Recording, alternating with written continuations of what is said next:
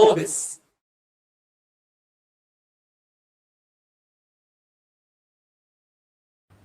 Thank you for joining us today on our panel regarding Workstyle and changes in the workplace. We have three distinctly different panelists joining us today. And I'm very excited myself to get a front row seat on how they see the world and how they see the world changing because of COVID. I'd like to kick off with Yuka, and then move to Chris and Michael. It's probably easier to start off with someone here. Could you share with us one unique measure that your company, Unilever Japan, took because of COVID-19? Major. Unique. Unique measure. Hi, good morning everyone. My name is Yuka Shimada. I'm from Unilever. I'm doing the head of HR for Japan business. And then I'm very grateful to be here because the topic is the future of work. This is something I've been working for many years, and then I'm really dreaming of this COVID effect will accelerate the great future of work. So a unique measure, I don't know whether this is unique or not, but since the COVID started, Global Unilever set the really severe protocol to keep the safety for the employees. And then we every day check a lot of data, but especially important data is a measure is R ratio, the reproduction ratio, and then that number really impacts us to decide whether we can reopen the office or not. So since March, still we completely do the ways of work from home, except the factory. So this is maybe one measure. I guess. I know that you've been a strong advocate of working from home with your WA project. Can you talk a little bit about the WA project that you've been pushing forward for the last few years? Yeah, thanks for asking. Since July 2016, so almost 4 years ago, Unilever started the WA, Work From Anywhere, Anytime system. So thanks to that, actually, we don't feel any difficulty when the COVID started because everyone is almost get used to work from home, not from home, but the work from anywhere. That is what we've been doing. So process-wise, system-wise, perception-wise, it's not that hard. However, the most important, most difficult thing for us was only the workplace is home. That gives us a lot of difficulties. So mental issues, physical issues, a lot of questions and complaints we got from employees. So that is one of the things I also need to take care. One final question for the first question is that looking back over the last 6 months, is there one moment in time that you look back and reflect on that has been very impactful for you for the last 6 months in the workplace? One may be seen. Oh, that is a really great question because hearing that question, I remember a day, a moment that I don't know whether this is the right thing or not, but there was one time I need to go to Okinawa in late July. So I got a special approval from my GM, and then I went to Okinawa just one day and then just returned. There is something I need to do. But on that day, I realized when I land in the Okinawa and I look at the beautiful skies and the forests, the greens and blues, and a huge, space, I realized, oh my God, I am losing my well-being because I was only in my home, it's very tiny, and looking always at the PC and my room's wall. So unconsciously, I lost a lot of happiness that gives negative well-being. I realized that. So the scenery, I remember, oh my God, world is so huge. That was the moment. And then since then, I changed the way that I communicate to employees that we should go out. But of course, the precautions is very important. So protocol, we have to really, really take care. However, for well-being, for your own well-being, we should do anything you want. So I changed the strategy. Thank you for starting off the discussion. Chris, thanks for joining us from Texas today, Austin, Texas. Thank you for having me. It's my pleasure to be here. Great. Indeed, it's the fastest growing or the largest HR tech company in the world, serving millions and millions of people daily in finding jobs. From your perspective, running a big global company with offices around on the world, what are some unique measures? I'm sure that as an online company, you've done something unique compared to the rest of the world or other companies. Could you note a little bit about what some of the things that you've done over the last 6 months with your company? Yeah, it's a great question. So we, for a company our size, we're pretty early on making the decision to work from home. COVID for us started in early February. We had an office in Singapore and one in Dusseldorf and in Dublin where we had people with exposure and had to shut down offices. We made the decision on March 3rd globally to send everyone home. So since March 3rd, we have had 10,000 people in 15 countries working from home full time. And we've done probably a lot of the things that other companies have done in terms of taking care of people's well-being, giving them additional holiday days, giving them a stipend to make their home office better. But probably the biggest change that we made is actually not a really high-tech thing. It's actually what I describe as low-tech, high-touch. We started doing weekly Q&As with the entire company every single week. So starting the evening of March 3rd when we went home, myself and my Chief Operating Officer, Dave O'Neill, got on Zoom and did a live Q&A with the entire company, and we've done that every single Wednesday since March 3rd. And part of what that has done, in the past, communication for the company as it's grown has gotten more and more difficult. We're spread out, we're in different time zones, and we had moved to less frequent, higher production communication. So once a quarter, we do a big quarterly meeting and talk about everything that's happened in the last quarter. What we're doing now is we're getting on and talking for 5 minutes about what's happened in the last week, trying to bring people up to date on what we're thinking about, what changes are happening, and then we open up to live questions. We had 6,000 people on a Zoom last week for a live Q&A. I've also started doing a weekly podcast where I'm interviewing one employee for an hour every single week, just from a different part of the business, a different office, to bring perspectives and people's experiences, talking about what they're doing, but also what's happened to them and their team during COVID. And then I've also been doing a weekly virtual lunch with 3 to 5 random employees. We pick a different time zone each week, and I spend 1 hour just talking to 3 to 5 people, usually people who are lower down in the organization, just to be able to have a two-way conversation. And so the interesting thing is with all this, it's very low tech, it's not very complicated, it doesn't take a lot of planning, but with 10,000 people working remotely in the middle of a pandemic and a global crisis, I actually feel more connected to the company as a whole than I did 6 months ago, 8 months ago, a year ago when we were spread out all over the place. So I think that's probably maybe a little unusual, but that's probably had the biggest impact on our ability to stay connected to people, to understand what their needs are, and to be able to help lead them during this crisis. Do you think you'll continue these measures that you just mentioned after the pandemic ends? I actually think we will. It's been incredibly valuable for me to understand what's on people's minds. You hear from the questions that get asked. Sometimes it's the same question every week. And to me, that means that we haven't done a good job of answering it, and we know what people's concerns are. It also actually is a lot easier to, when there's a time of rapid change, like right now, to talk more frequently and to be able to let people know what's happened in the last week and what's happened in the last couple of days. So I actually think we'll probably continue to do this as time goes forward.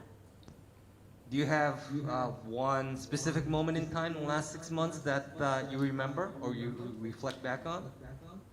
Yeah, for me, actually, it goes back to the start there at March 3rd. We had spent the previous 5 weeks looking every single day at the data in terms of where people were and where someone had potentially been exposed and what office they visited and how many other offices other people had been to. And the anxiety and the concern for our employees' health and safety at that point was really something I've never experienced in my career. I've had a lot of challenges business-wide, but never had to worry about the health and safety of 10,000 people. The day that we made the decision to send everyone home, which seems like it's a big decision, was actually the day of greatest relief. We all sat and were able to take a breath and realize that while we didn't know what was going to happen in the world and we didn't know what was going to happen to our business, we knew that everyone was safe. And that to me has stuck with me as the most memorable moment. Thank you, Chris. Looking forward to your answers in the rest of the session. So Michael, a little different position than Yuka and Chris by running the leading nanny service, babysitting service in Japan. Can you talk a little bit about, I know you have a lot of essential workers working for your company. What was something that pops up in your mind of something that's happened over the last 6 months? So thank you so much for the panel. So we just so that I can give you the scale, we have around about 5,000 nursery teachers who's working in our nurseries across Japan. So we have around about 332 nurseries across Japan. And aside from that, we have babysitter service, which is called nanny service, and also care service, which is for the elderly. And so this time, I think what everybody said was very true. That first and foremost, I think it was all about making sure that our employees felt protected and they felt safe. And especially because in our line of business, we were never really considered essential workers until really COVID-19 hit. I think we were hidden somewhere. And when we talked about essential workers, we talked about people who's at the hospital helping out. But it was really, I think, tough for the nursery teachers and also the caretakers who's actually supporting those families behind the scene. And so, in a way, I think it was a great moment for our employees to actually feel like they're proud of what they do and they have this mission, social mission in life, because until now their position's been regarded quite low. So I think we made sure, aside from everything else that I think everybody is trying to do to protect the employee, we have the daily checks, the risk management meetings on a daily basis, online counseling, all that. On top of that, I think we made sure that we communicated what their missions were, and that it was more about what they do, or it wasn't really about what they do or how they do it, but it was about why you do what you do, why you're in this position today. And so it really came back, I think, to the core of the job itself. And I think our employees actually felt very proud to be sort of doing all sorts of different services, and especially because we were able to break the protocol of what we thought we couldn't break before.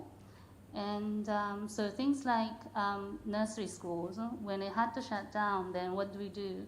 We still need to look after the children somehow, or we still need to make sure that they felt connected. And so then we did online nursery programs, or we did online parents counseling, so all that sort of things. I think it gave us a great opportunity to kind of look back on what was normal and to come up with a better way of doing things.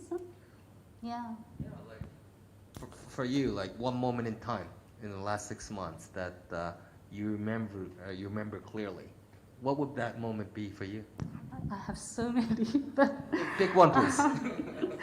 But I think one was exactly what I was saying about staying connected.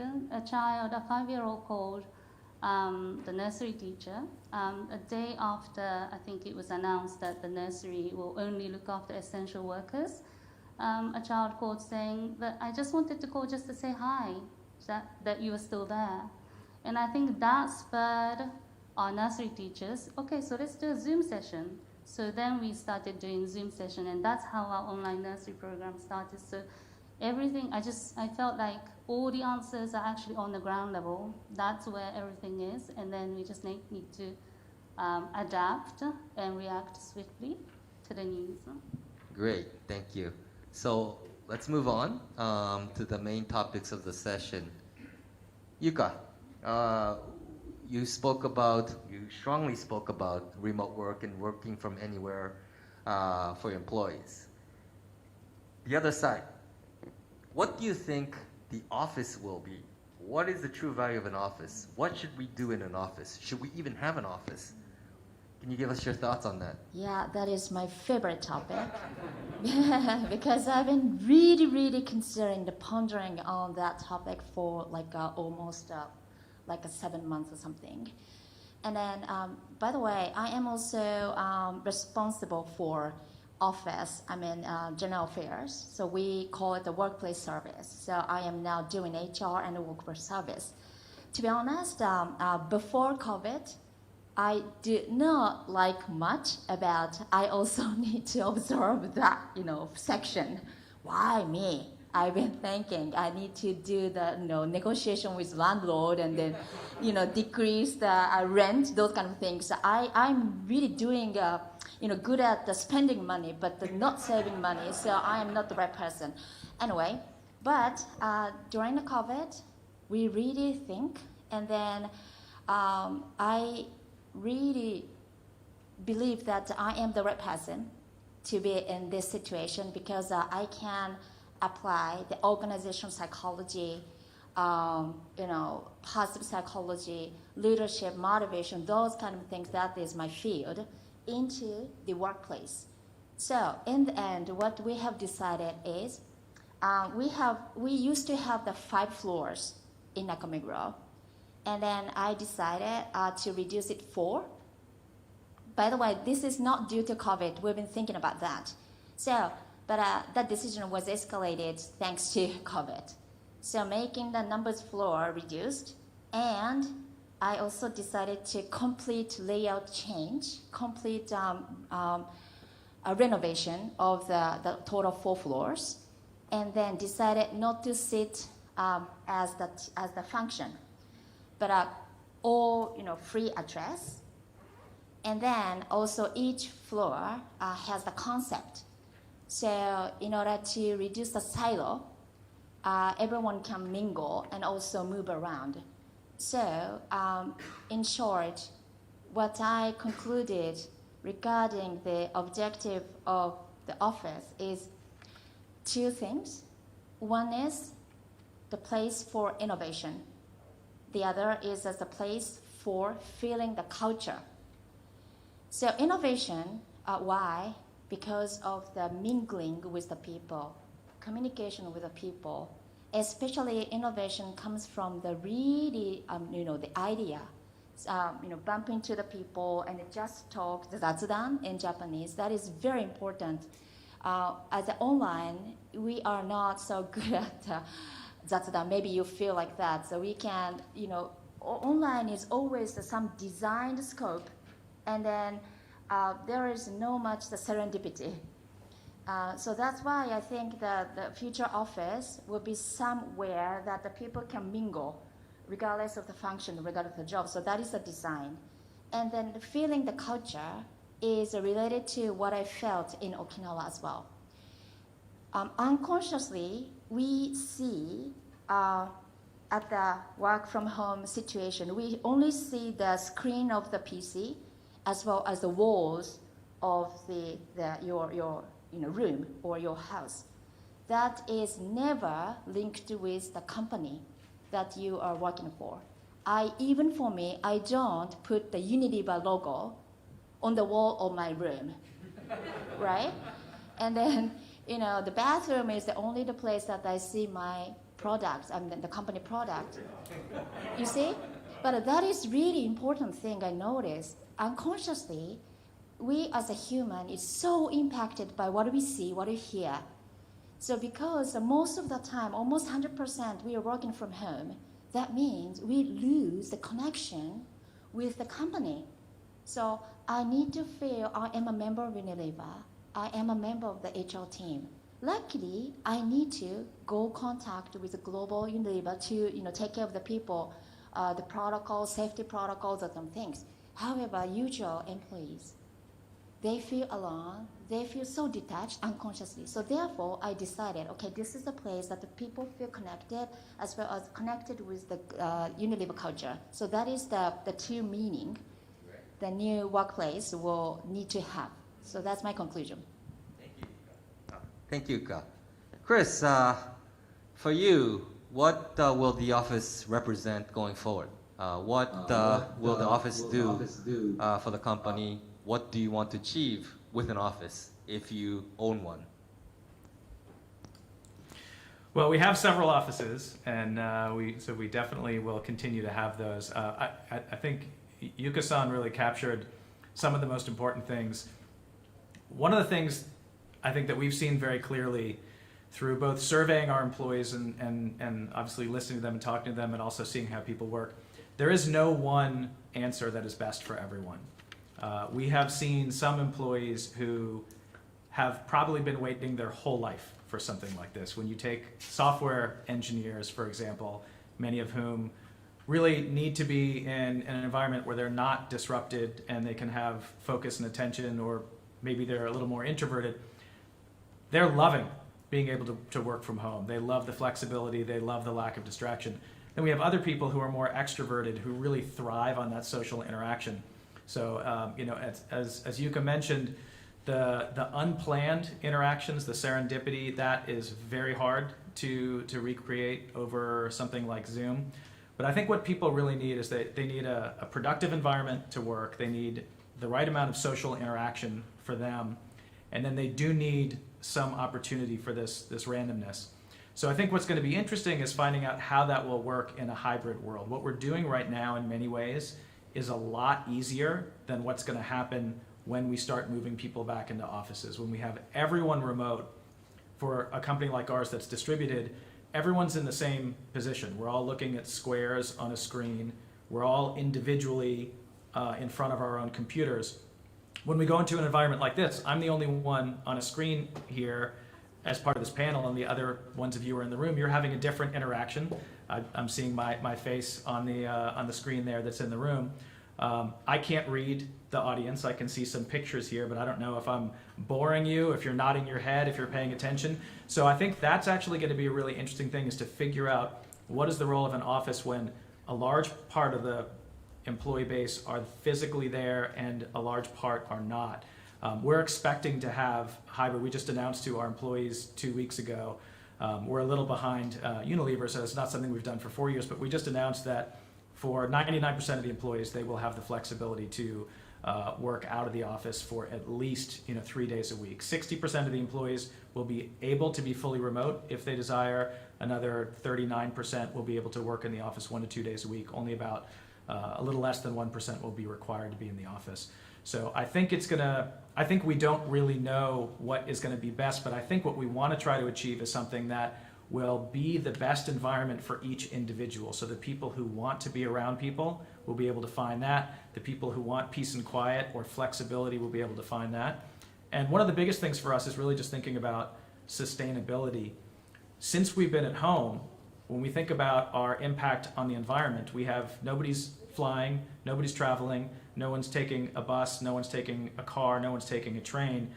There's real, I think, positives to being able to reduce our footprint that way, but also the sustainability of people's lives. So we have people who, depending on where they live, were commuting an hour and a half each way to work every day. They have 15 hours of their week back to spend with family, to spend on something that they want to do personally.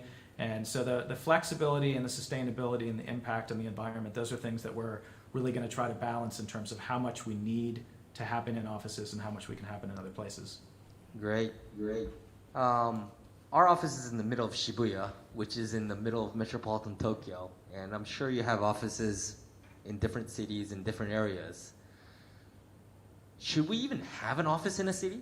Like, should we have a diverse portfolio of smaller offices in remote areas, or a little bit outside the city to make a better work-life balance, or, as you mentioned, a hybrid office or hybrid work style? I know you have a lot of clients around the world pondering these questions right now. From your personal perspective, what do you think a city, or should a company even have an office in the middle of a city?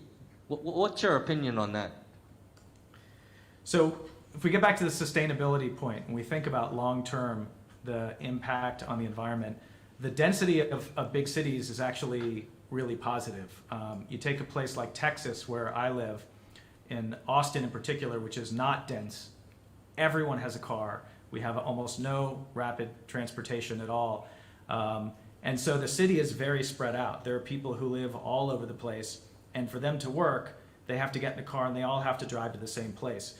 When you have a city like Tokyo that has incredible density and incredibly efficient rapid transportation, that actually is much more sustainable longer term. So I think that it's more likely for the future that we would want to have offices in a big city and to have people who are much more likely to be remote outside of the city. If you get outside of the city when there's more room, you're going to ask people to commute for a longer period of time. It's very unlikely that you can walk to an office if you're in a more suburban or more rural area. So I think for long-term sustainability of the planet, offices in cities and remote workers outside of cities feels like it might be a better fit. Great, thank you. Michael, let's talk a little bit about families. You mentioned a little bit about that with your answers in my previous question.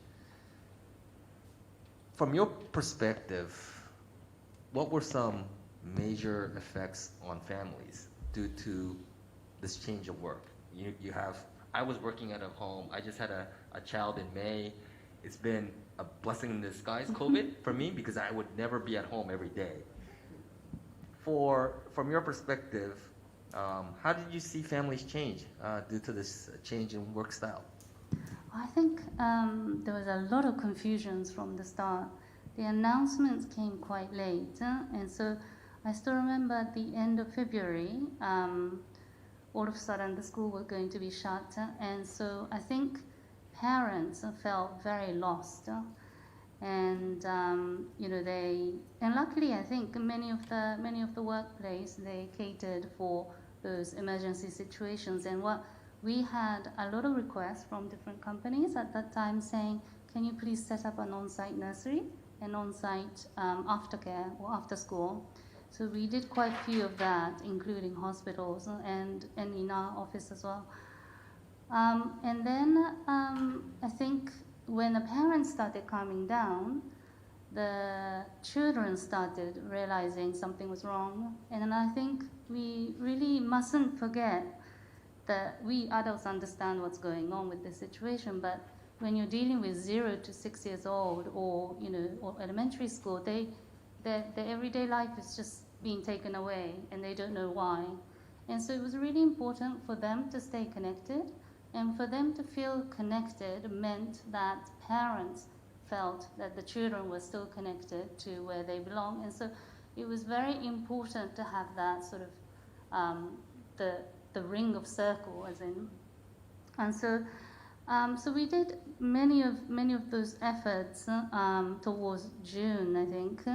July came another little bit of a wave, so people started having a little bit of fear again. Summer, I think, was very tough for everybody, because a lot of, I think for the first few months, everybody sort of tried to work it through.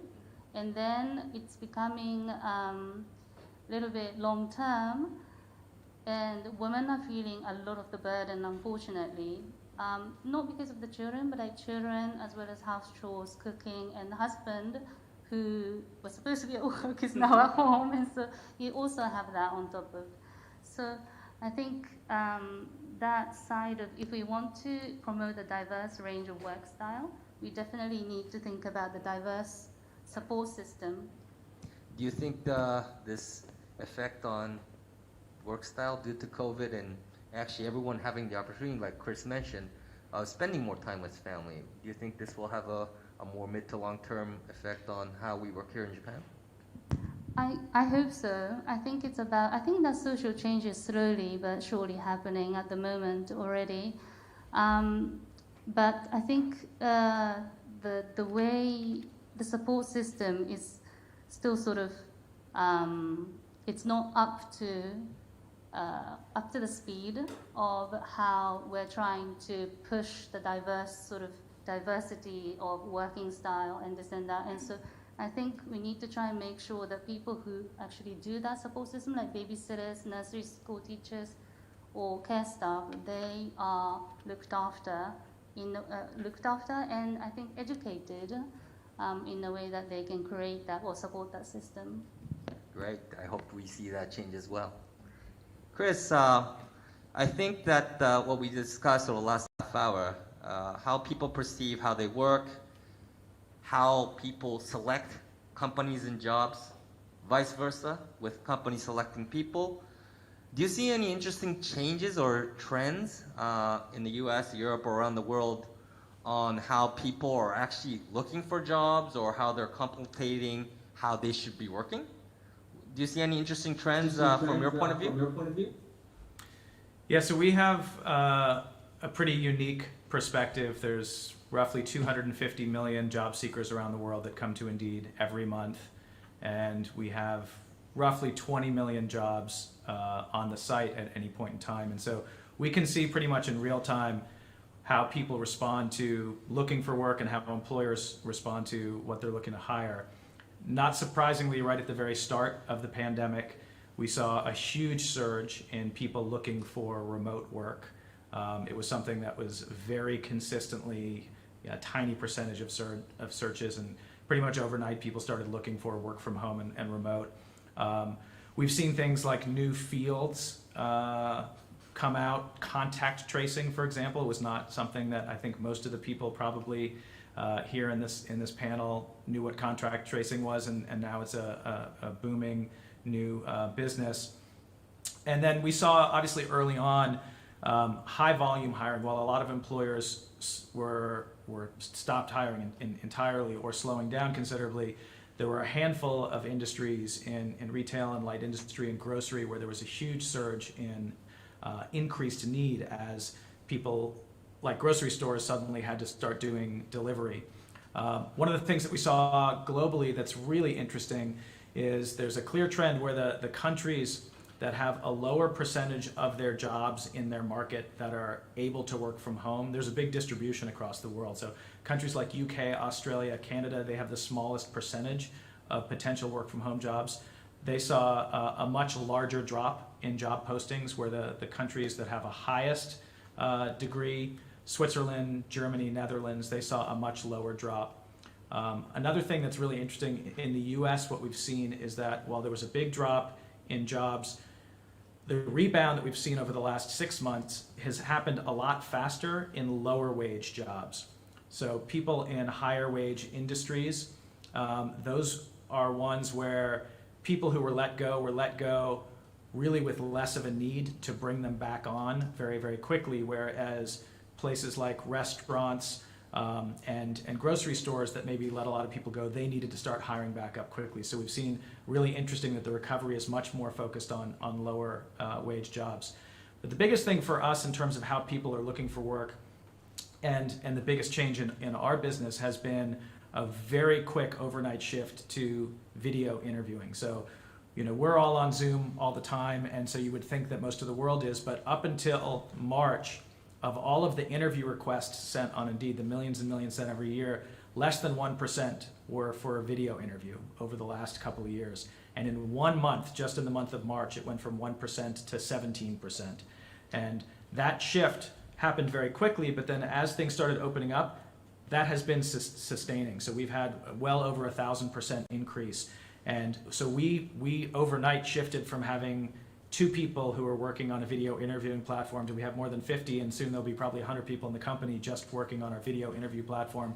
And it's been really transformational, and that's something that we expect to be not just a temporary during COVID thing. That's going to be something that's where the future was headed already, that has just been accelerated because of these changes.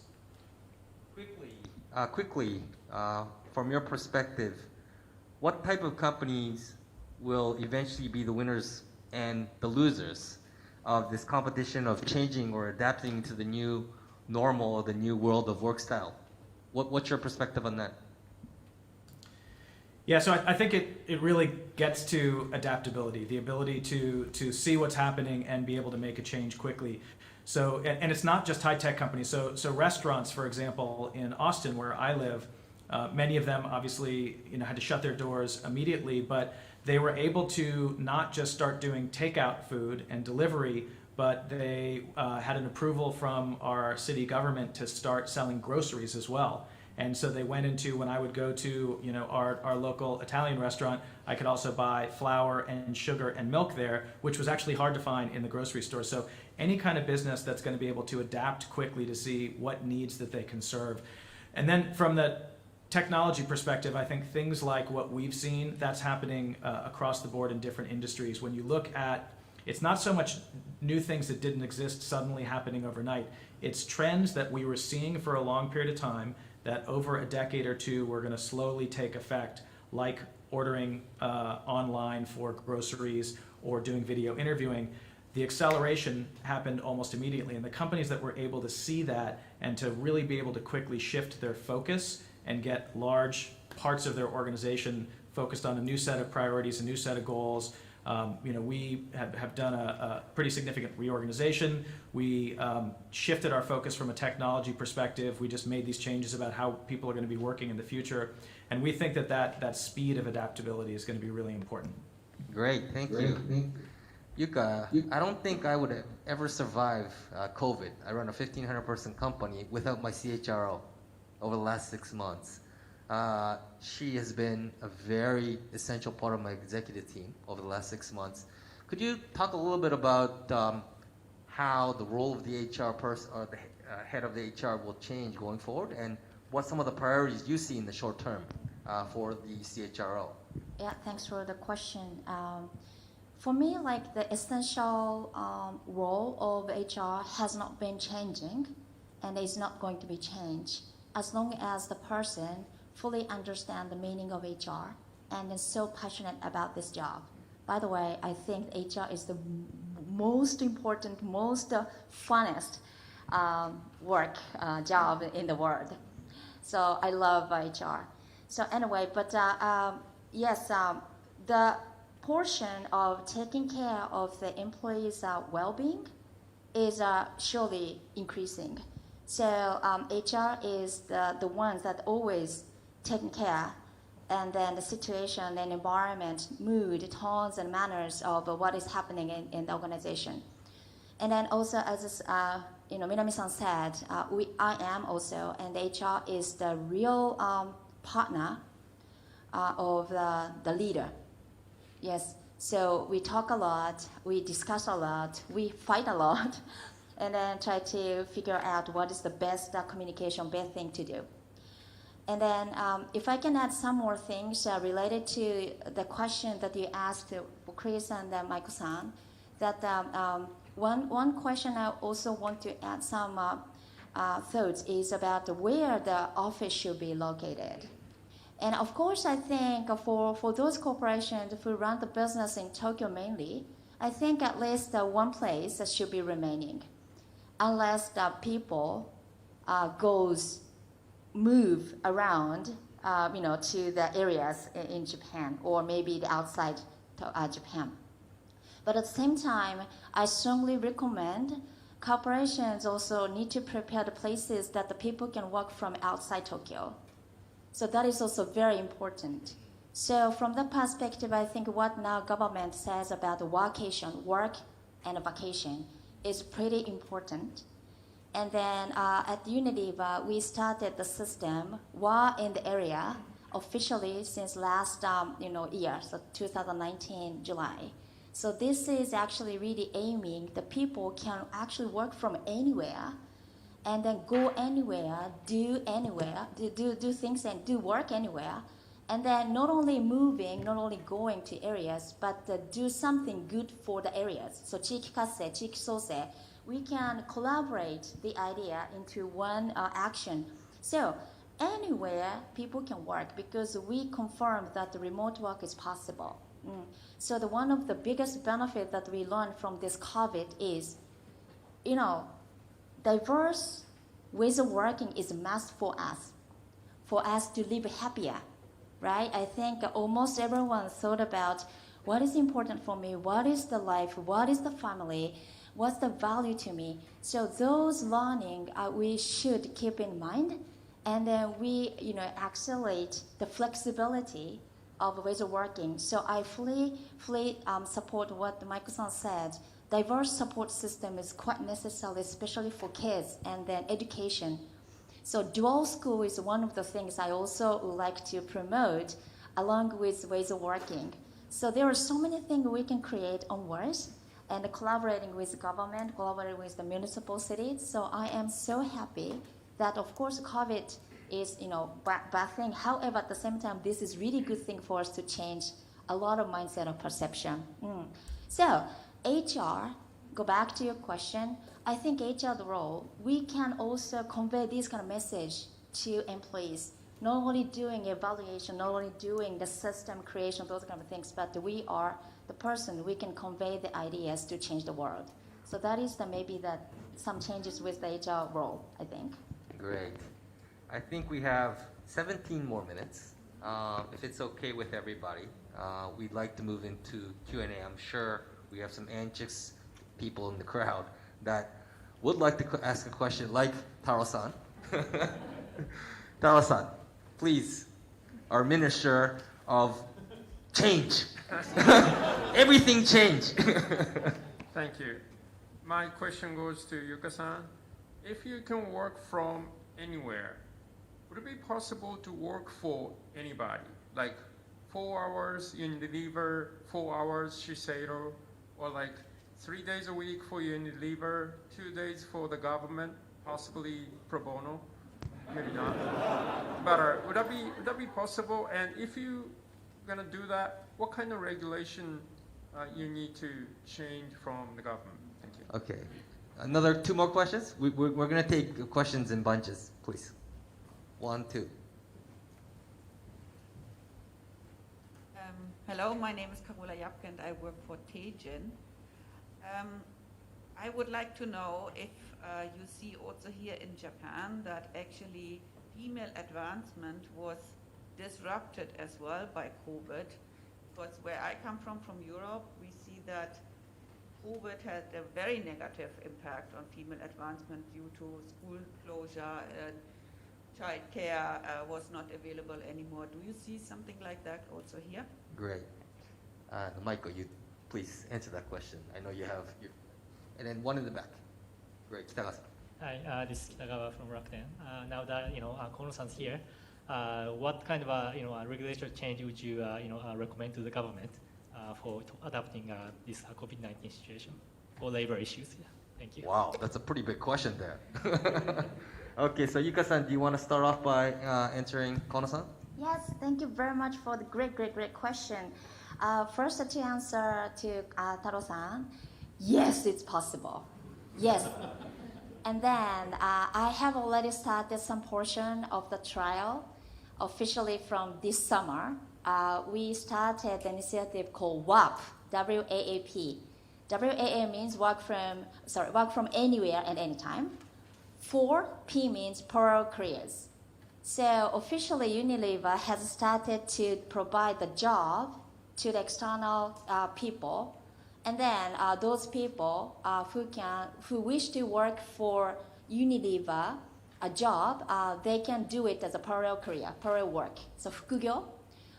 So without employment, and then without any employment-related administration, we can source a bunch of great people externally from external Unilever can do our work. So fukugyo, the parallel career, is one of the ways that we can accelerate. By the way, fukugyo, when we say fukugyo in Chinese character kanji, there are so many differences. So it's a safe good, main or sub, but also the plural career, parallel career, as well as I think lastly that should be happy work. So 幸福の福ね。So I think this is one thing we can accelerate. So going back to the regulation, there are many things I really like to change. First is that I don't blame the current labor law. That comes from the necessity from our, the growth, country growth. And then from the year of maybe 1950s, 60s, something like that. However, that is based on the protection of the employee. That perception, that concept has been changing. And then now we of course we need to protect, but not the protection, but the employee themselves can do something proactively. So I would like to change two things mainly amongst the many. But one, why we can only employed by one company. So plural employment also be possible. So actually I tried with several corporations. We can hire someone together, but current labor law doesn't allow that. So therefore, I focused on the parallel career at this moment. So if something can be changed regarding employment, that would accelerate this concept. And then other point is overtime. As long as we focus on the length of the hours to work, that notion of employee can do proactively something would not continue. Of course, based on the kinds of jobs, we have to check the length of the work. For example, factory for my case. But for people who work on ideas, innovation, those kind of people, almost of us, I think for me, overtime concept is, very kind of limit our ideas, innovation. So I really like to change the overtime concept. Yeah. Thank you. One thing to add, with our service, BizReach, we just, over the last couple of years, we've done a lot of parallel career, job applications for governments, smaller companies in the countryside. The biggest splash was made by the city of Fukuyama when the mayor started looking for someone to do parallel work for the city. They got 1,400 applications for 3 spots. Next year, another 1,000 people applied. And it's just, if you have something interesting, if you want to find someone professional that's looking for a job, parallel work for you right now, you'll have 1 million applications. I assure you, if you have interesting work to do, people will come.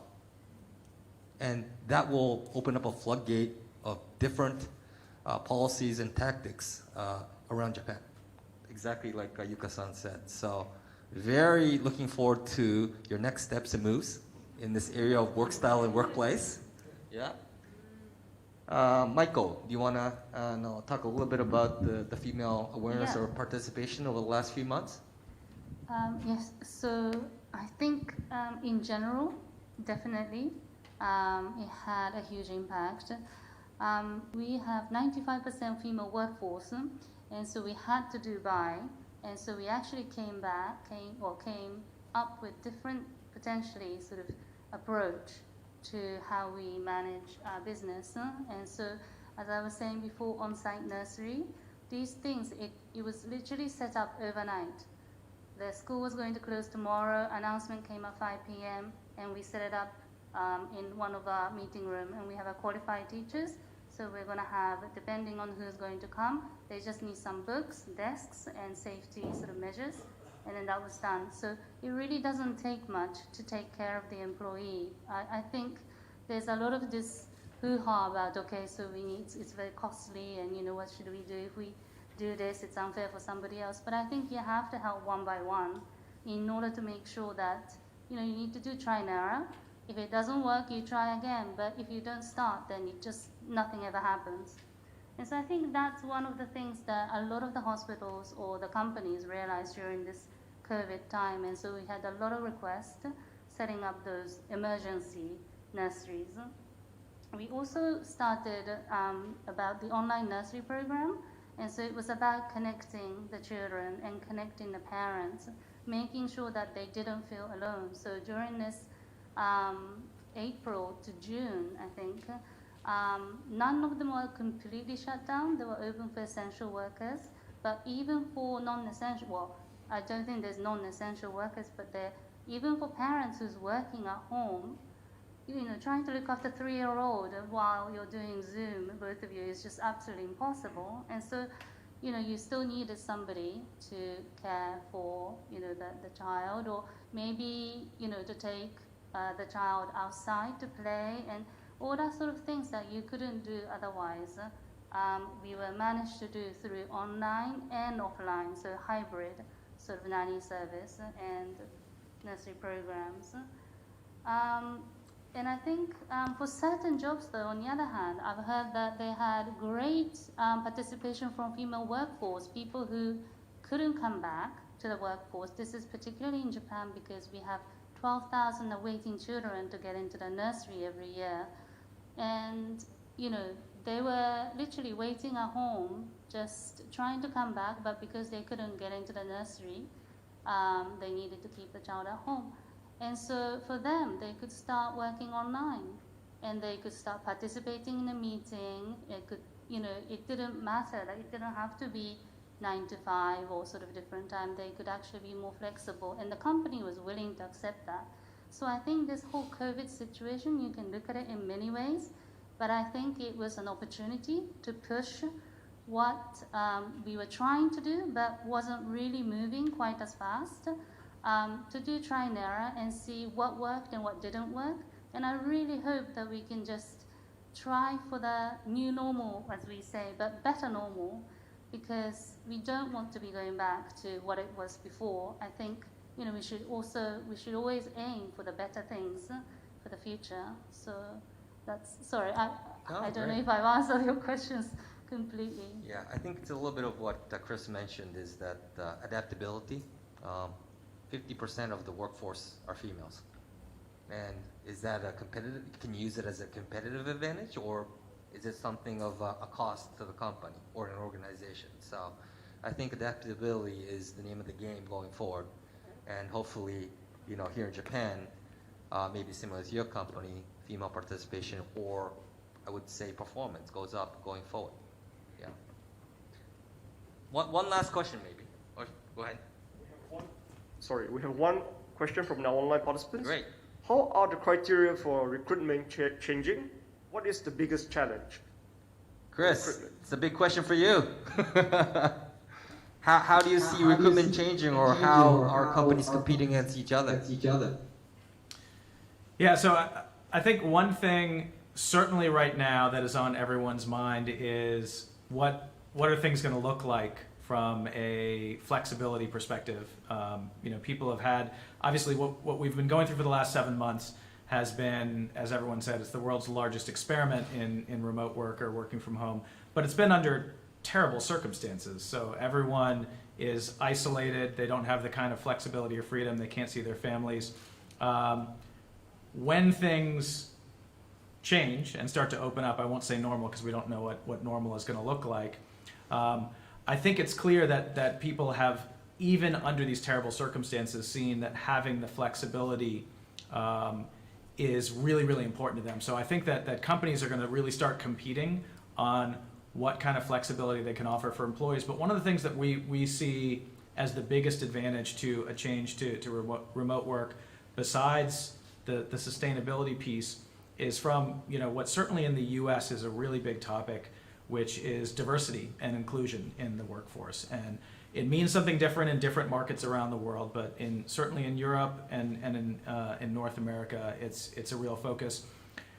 We have in some of the major city centers for different business areas a real lack of diversity. And so if you're in San Francisco or Seattle or Austin, it's actually very hard to attract a diverse workforce. We think that the shift to being able to have the flexibility to have people working remotely will dramatically increase the opportunity to have people from very different backgrounds, from very different experiences. And what we see very clearly is that makes a business more effective. It's better for innovation. It's better for every single measure of revenue and profit generation. And so being able to dramatically increase the pool of talent, we think is gonna have a significant change in how recruitment happens in the future. Great, thank you. So 1 minute each. Yuka, Michael, and then Chris, something for the audience that you felt today, you learned today, something you want to express. The floor is for you, Yuka. Oh, almost it's over. We need longer hours to discuss that, but thank you very much for listening. And also, I enjoyed all the questions as what all the panelists talks about.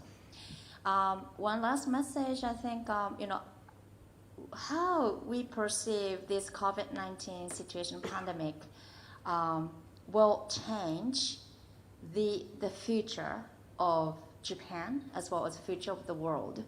So if I can cite some name of the books, which is Growth Mindset, maybe many of you have already heard, like in Japanese Mindset, Carol Dweck is the author.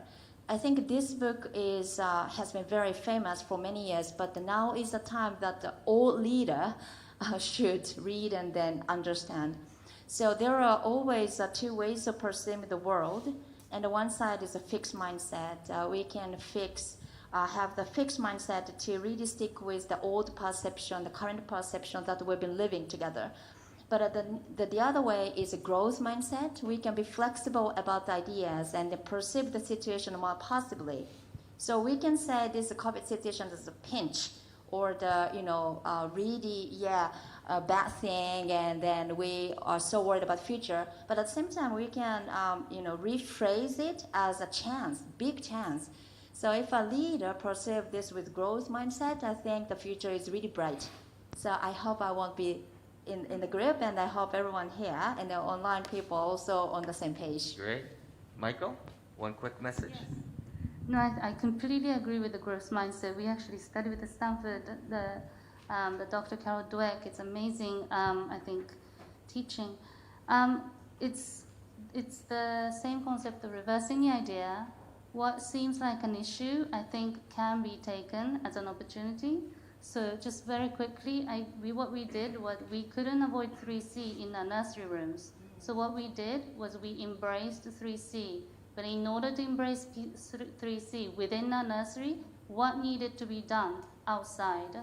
So try and avoid all contact outside of the nursery. What do we do with the kitchen staff? What do we do with all the disinfection?